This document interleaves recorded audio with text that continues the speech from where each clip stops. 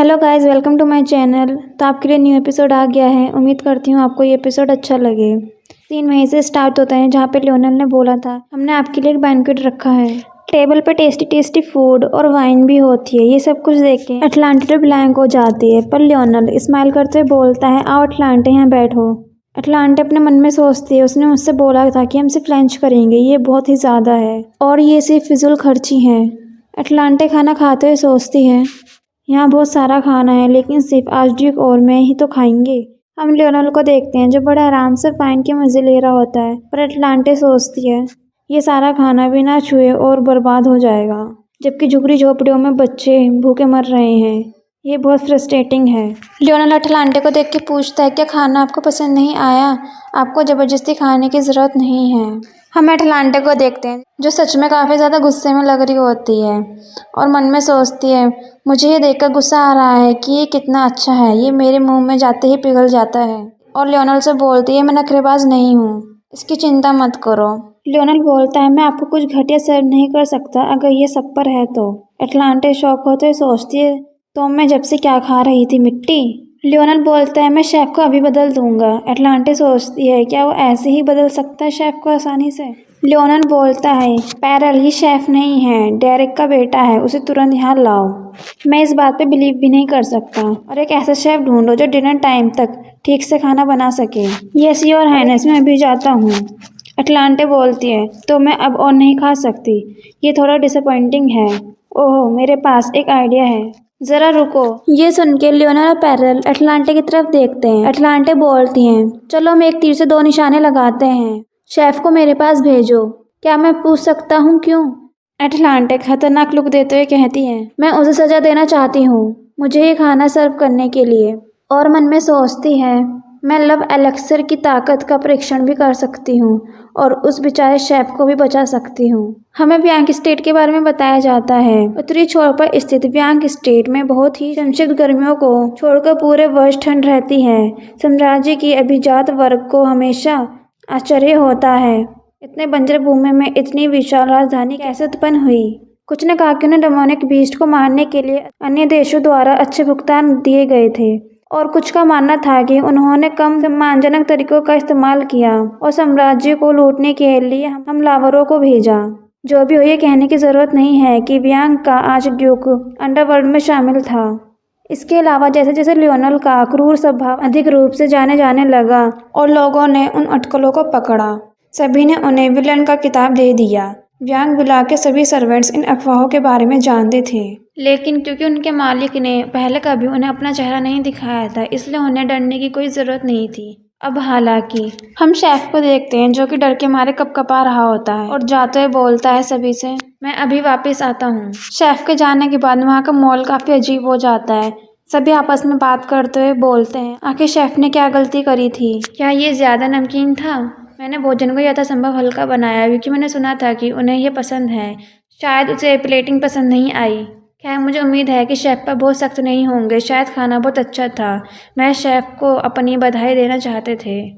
हाँ ठीक है, क्या ये व्यांग के आर्चड्यूक की तरह लगते हैं? क्या हमें एक झलक देखना चाहिए? क्या बिल्कुल भी नहीं, अगर हमने उसे और गुस्सा दिला दिया तो। लेकिन आप एमी को जानते हैं, वह सही कहती है, वही बेडरूम साफ करती है। मैंने उससे सुना है कि आर्चड्यूक ने आदेश दिया है कि अतिथि कक्ष त्याग किया जाए। अतिथि कक्ष से आपका मतलब दूसरे मंजिल का सबसे बड़ा दूसरा कमरा? हाँ, यह अजीब नहीं है कि वह अकेले आए लेकिन अतिथि कक्ष को साफ रखने का आदेश दिया।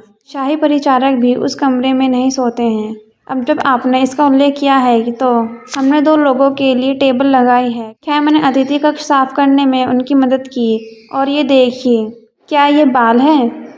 मुझे लगता है कि आर्चड्यूक अपने साथ एक महिला को लाए थे, इसलिए उनके द्वारा साथी की तलाश की अफवाहें सच थी। मैंने सुना है काउंट सेरा की बेटी के बाल लाल हैं। एक बात तो पक्की है कि वह आर्चड्यूक की तुलना सूर्य देवता से यूं ही नहीं करते। मुझे नहीं पता कि यह महिला कौन है, लेकिन मुझे थोड़ी सी जलन हो रही है। सीन शिफ्ट होता है। हम अटलांटे को देखते हैं जो काफ़ी डरावनी स्माइल देती हुई बैठी होती है। हम देखते हैं कि उसके सामने शेफ बैठा होता है। शेफ सोचता है वह कितनी अद्भुत है। नहीं रुको, आखिर मैं क्या सोच रहा हूँ, मुझे ये सब नहीं सोचना चाहिए। लियोनल अटलांटे से बोलता है मुझे यहाँ तुम्हारे साथ होना चाहिए, है ना?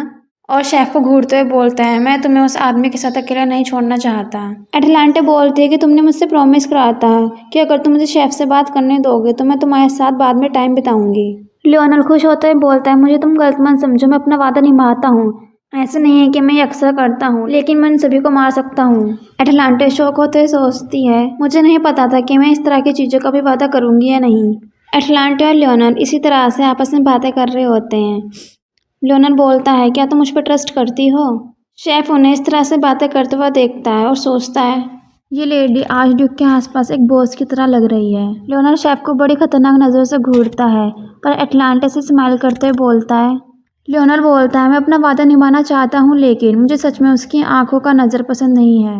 एटलांटे बोलती है, माफ़ करना, क्या तुम मेरे बारे में कुछ गलत बातें सोच रहे हो? शेफ घबराते हुए बोलता है, नहीं, मैं हिम्मत भी नहीं कर सकता। एटलांटे लियोनल से बोलती है, तो क्या तुमने ये सुना? तो प्लीज़ अब तुम यहाँ से चले जाओ और मुझे इस शेफ को एक लेसन देने की ज़रूरत है। शेफ सोचता है, क्या एक लेसन? लियोनल वहाँ से चला जाता है। एटलांटे बोलती है, मैंने आपको यहाँ बुलाया है क्योंकि मुझे आपसे कुछ कहना था। शेफ बोलता है, ऑफकोर्स माय लेडी, और मन में सोचता है, मुझे बुलाने वाले क्या आर्चड्यूक नहीं थे? एटलांटे बोलती है, ओह, वैसे मैं कोई लेडी नहीं हूँ। शेफ एटलांटे को देख के सोचता है, उसकी आंखों में ऐसा क्या है कि उसका रंग इतना असामान्य है। थसाली साम्राज्य में शाही परिवार की आंखें नीली हैं, जबकि अन्य रईसों, विशेषकर पश्चिम वंश के लोगों की आंखें हरी या भूरे जैसी अधिक सामान्य रंग की होती हैं। दूसरी ओर आंखों का रंग जितना सामान्य होता है, उसका दर्जा उतना ही कम माना जाता है। रुको, लाल बाल और बैंगनी आंखों वाली लड़की वह आगू की बॉस नहीं हो सकती। एटलांटा हंसते हुए बोलती है, ओह माय, तो तुमने मुझे पहचान लिया।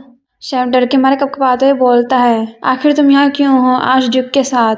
एटलांटे खड़े होकर बोलती है, ओ डियर, प्लीज तुम केयरफुल रहो। और ड्रामे लुक के साथ बोलती है, इतना कांप रहे हो कि मुझे ऐसा लग रहा है कि मैं एक विलन हूँ। शेफ डरते हुए सोचता है, मुस्कुराहट उसे और भी डरावना बना देती है। वह निश्चित रूप से एक महान शिकारी है। वह इतना डरा हुआ है कि मुझे उस पर दया आती है। खैर, मुझे लगता है कि उसका इतना डरना कोई अजीब बात नहीं है। सम्राट द्वारा वांछित अपराधी से मिलना ही काफ़ी चौंकाने वाला है। आर्चड्यूक के साथ उस अपराधी को देखना और भी आश्चर्यजनक है, लेकिन मुझे किसी ऐसे व्यक्ति को डराने की कोई भी खुशी नहीं मिलती जिन्हें मुझे कोई नुकसान नहीं पहुंचाना, भले ही वे एक महान व्यक्ति हो। एटलांटे उसके पास प्यार से बैठती है और पूछती है, आपका नाम रुबेल है ना? क्या मैं सही हूँ? और मैं लियोनल ब्लैंक जैसी नहीं हूँ?